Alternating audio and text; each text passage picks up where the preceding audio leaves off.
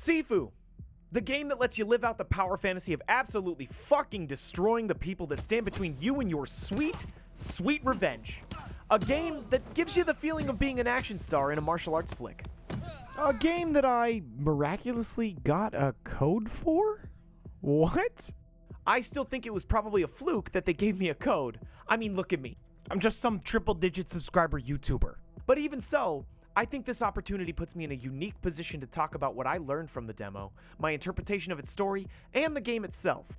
Now, a little bit of background on me if you're new to my channel. I'm primarily a content creator for Absolver, which is the first project by Sloclap. It's a gem of kung fu brilliance that you certainly can't go wrong with giving a spin if you like what Sifu is serving up. It's a bit more PvP oriented, but much like Sifu, there just aren't many games like it. Absolver is the game I have the most hours in, hands down. And while I do make more than just Absolver content, I think that's generally what people watch me for. At least until all the non-Absolver content I create catches on. The janky sparrow with the... A sparrow that contains bees? The birds and the bees, we need to have this talk! Hi, Mr. Vibes. I got you something for Christmas. It's a paint can. It's the fucking wizard.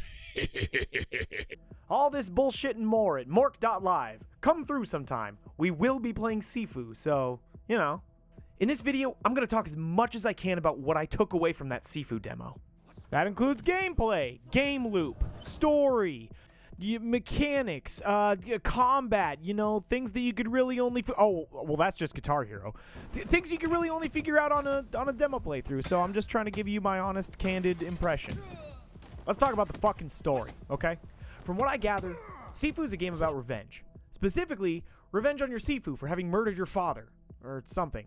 I'm gonna save my dad's life. I have no clue why my Sifu would kill my dad, but what I do know now is that anybody associated with my Sifu and my Sifu gotta die now. And the demo was not shy about letting us know exactly who our targets were, what their names are, where I can find them, what their social security numbers are, how I'm gonna take them down. I don't know. All the demo let me do was play Home Run Simulator, you know, with people's faces and limbs and bodies, I guess. Execution with a bat? Execution with a bat? Oh, fuck. Oh, execution with a bat? It doesn't matter. I have a fucking weapon. You want some execution with a bat? You want some of this? You don't want none of this. Oh, you fool. I got too many bats and not enough neighbors to gift them to, okay? Fuck. But in knowing all these targets, it sets the stage for us to make a warpath, to become the unstoppable machine we've seen in every martial arts revenge story on the big screen. Revenge means going after multiple targets to get answers, leverage. How am I gonna find this old fucker? Whose arms do I have to snap to get this information? Throughout the course of Sifu, I get the feeling that we will get that revenge. But maybe it won't be straightforward, because death is not the end of the journey. Something I noticed almost immediately in this demo was about death. Our character is aware of their own death. It looks like the entire reason we can get back up after death is baked into the lore. We got a pendant. Fuck you, death, you fucking scrub. And it's still unclear to me if people that kill you realize they killed you instead of you just having the grit to get back up. I mean, come on, they have to know that they have to see the beard coming in as they punch the beard into me as I turn into an old man. The game exposes a detective board to keep track of information, as well as things you might need to do in various parts of the game to get the most out of the story. You'll find you'll get a lot of information reading little tidbits. Like I said before, we now know somebody killed us prior, so lot to learn. But it makes for a very compelling narrative. The character's awareness of death opens up an entirely new dimension for storytelling in this game. How do we get this pendant? Is it an heirloom? Do other people have this ability? What if the asshole we're trying to kill can also defy death in the way that we do? Could you imagine that boss fight? Ah! Did our Sifu kill our dad because they wanted the magic pendant? You know what? I'm calling it right now. That's why Dad died. That's my guess. I don't know. I can't know. I'm not working on the game, but that's a hot prediction, and I'm sticking with it, okay? Listen, if you're here 2 days after Sifu drops, and you know that answer, you can tell me I was wrong, okay? Or you can tell me I was right. But listen, making a prediction right now, baby. Sifu gives me the feeling that the lore-flavored approach to storytelling is what we're going to be dealing with. The demo was primarily concerned with us finding Sean, but the detective board will probably help us piece together who we gotta take down next and what bad guys we gotta destroy. To be honest with you, I'm kind of worried. Like, what if we're the bad guy? Like, oh man, I'm conflicted if that would be the case. Anyways, I got a limited picture of the game, so I can't really know, but I'm excited to see how it fleshes out. I'm eager to dive into a revenge story, snap some fucking necks, and cash checks, baby! Alright, let's talk about the game loop. I can do nothing but commend the game loop in Sifu. It's a delightful little roguelite that's powered by the concept of death-induced progression. Supergiant did this to great effect with Hades. You had the ability to increase Zagreus' strength outside of runs, and I'm happy to see Sloclap giving their take on this formula. When you think of mastering something like Kung Fu, there's never really a moment where you go, I am God. I know Kung Fu. Show me. The journey of improving, crushing the opposition, and learning how to do that crushing when you're unable to is heavily emphasized here. Between missions, you'll spend your time in a hub world that contains your detective board, your skill tree, and a training dummy. Now this is where you'll probably spend a lot of time developing your skills, you know? I fucking swear to God, dude, if this tree does not grow every time I buy a new goddamn skill, I am going to lose my fucking mind. I'm going to lose it. I am going to absolutely lose it. This is a golden opportunity to watch this little tree grow. But outside of working on getting that big tree, this is probably where you'll practice your moves, look at your detective board, and choose new stages to go to. Sifu's core gameplay is accentuated by 3 significant progression mechanics. I believe these to be age, score, and experience. Okay, so the first is age. Now, death is a primary way you become stronger. Dying on a run presents you with the opportunity to spend experience points to unlock new techniques. Enough death, and you become more and more of a glass cannon. You kill in fewer hits, but you are also killed in fewer hits. The idea is that death is a lesson. It allows you to adapt, to grow, to tackle your obstacles in many different ways. Dying may present a chance to grow, but it also accelerates your aging. Get back up, and your death counter increases. This counter is there to let you know how many years you'll age up if you die again. Dying will increase the death counter, but the death counter can decrease if you do well by killing specific enemies or mini-bosses. I'm not 100% sure on that, but I have seen a few other videos on Sifu that have demonstrated this to me. But this is a really interesting paradigm, because I can die to become stronger, and then later use that strength to reduce my death counter. Sifu finds a way to reward you for your defeats as much as it does your successes. I think that's just a great design choice. Okay, enough about age. Let's talk about score. Now, score is an element that I have a fond relationship with in Sifu. Score is, as the casuals would say, just some number. But for people looking to optimize runs and make things look cool, score is another interesting thing to play with. Different enemies give different scores, and part of the fun is finding out how to take down these enemies in order to maximize score. The score list is as follows. Goons give 20 points, stronger goons give 50 points, mini-bosses give 50 points, and goons that have said no you when you've tried to execute them give 100 points. This means that if you're looking for the highest score, you're going to want to find the goons that say no you. You're going to want to forcefully try to execute them only to have them become more powerful. It's a risky game. Paired with a multiplier that rewards you for not getting hit, and the game now has a numerical way to measure approximately how badass you are. Totally and completely badass. Here we go. Now, experience is the last element that I thought was noteworthy in the game loop. Experience is what you end up spending in the middle of the run after you die. It enables you to purchase new skills per run. But there's a disabled unlock permanently option, which suggests that we're able to use experience per run to unlock a technique, or to work towards unlocking it forever instead of having it for a single run. The demo also had relics. If you found a relic, you could unlock upgrades in your skill tree using one of your 3 currencies: age, experience, or score. I'm currently unsure if there are specific types of upgrades that correspond to age, score, or experience, but it'd be really interesting to see if that's the case. These game loop elements make something good, something that feels good. They all interface with each other in an interesting way. But I'm doing good in the game. I'm doing good in life. Oh, I want to make fun of you for saying that, but And listen, I'm not a game designer. I don't design this shit. I just know what feels good as a player, and Sifu feels good. It feels good to get increasingly better at the combat. It feels good to put the boots to this kid to yoink the Disneyland pass right off him and then go open a door I couldn't previously open on the next run.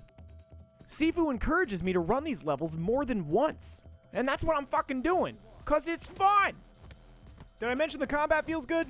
Well, good, cause I'm gonna tell you why. Combat is the thing in Sifu. It's the chief reason to play the game. It's a fluid exploration of how viciously you can unleash hell on unsuspecting fuckos. Inputs in Sifu are pretty simple. Following the Absolver 2 primary input tradition, X, or square, will launch your light attacks, and Y, or triangle, will launch your heavy attacks, with some pre-baked combos that will come out based on the order that you input. Not only that, but attacks are very contextual. Certain moves will come out based on a number of factors, chief of which are your position relative to your opponent, as well as the directions you flick the left stick before you launch an attack. For example, I can launch a simple combo on one enemy with a simple sequence of buttons. But if I'm dealing with multiple enemies, their position relative to me now matters. Certain moves will come out with command inputs. I can sweep opponents in front of or behind me with a command input and the heavy attack button, with the sweep allowing a free on-the-ground follow-up. I can also push my opponents away or quickly strike them if they're behind me with the same set of inputs using the light attack button. If an opponent is off to my side, I can flick the left stick away from them and then towards them, press an attack button, and a contextual kick will come out. You can see that the same set of inputs reacts differently based on the position of your enemy relative to you. These command inputs can come after specific sequences of buttons, effectively serving as a cancel into a command input. With increased input complexity, command inputs can also chain into each other. It enables a lot of unique combo opportunities in the middle of a fight with multiple opponents. There were a bunch of skills I also didn't have unlocked that'll probably enhance combat, so You also have access to a focus gauge. This is a system that allows you to slow down time and use a resource called focus to instantly deal high damage to an opponent and set yourself up for pressure. The demo only gave us 2 focus attacks, but I also didn't have enough focus gauge for the bat focus attack. The demo contained more focus attacks, but we only had 2 unlocked. I think that about covers bare hands, but when it comes to weapons and items, Sifu allows you to wield them, or throw them, or both. Something like a bottle can be picked up and used as a one-time melee, thrown as a one-time projectile, if it hits, or thrown without picking it up at all. The same goes for baseball bats, planks, bow stabs, and knives. Launching attacks with, or throwing any item will reduce its durability, leading it to eventually break. And for good reason, because weapons do a fuckload of damage to health and structure. Now you're thinking, Mork, what the fuck is structure? What? You just have to trust the structure. Nah, just trust the structure. Sifu has a mechanic called structure. It's like stamina in Dark Souls or Absolver, but it's really only tied to defensive play. By dealing damage to your opponent and by parrying their moves, you come closer and closer to breaking their structure. When an opponent has a broken structure, you can perform a takedown if they have low enough health. Otherwise, you could just, get more free damage. Just beat the shit out of them, I don't care. Or you could throw them. Just throw them. Slam them into something. I don't care. But be warned, because you also have a structure gauge. If it's broken, you'll be vulnerable to an attack, which is a problem if you're fighting multiple people. Some opponents have heavy, guard-piercing attacks. These are moves that do damage through your guard and cause you to stumble backwards sometimes. Hitting a wall means taking additional damage. And to handle them, you gotta avoid or parry them. And sometimes parrying doesn't even give you the counterattack opportunity. Also, speaking of risk-reward, let's talk about how good the AI actually is. The AI is good. It's good at interrupting your flow, mixing you up, and actually parrying or defending against your attacks. It's not like Absolver in that you can easily bully AIs by looking at the way they stand or just by launching mix-ups. The AI will attack you in different ways, and sometimes it isn't always apparent how they'll do it. And the other thing? Enemies do actual damage. Actual, real, meaningful damage. You're a few hits from death at all times. And this is where defense and being incredibly aware of your surroundings comes into play. Defensive play, at least for me, was huge in this demo. You have 3 defensive options that, if you're an Absolver player, you'll understand. A block, an avoid, and a parry. Now, block is your basic damage mitigator. It involves simply holding a button. When you're blocking, you can't move. You're not taking damage, but your structure comes closer to breaking. You can't block forever, but you can block while you figure out your next move. Don't try to block guard breaks. Just don't try to do it. You will regret it. Oof. All my Windfall friends are saying, just avoid it. Just avoid it. An avoid is performed by holding block and inputting a direction on the left thumbstick. An avoid can lead you to a counterattack, preserving your multiplier and reducing your structure. The avoid comes out fast, has quick recovery, and is generally a safe bet when fighting multiple enemies. It often leads to quick ripostes.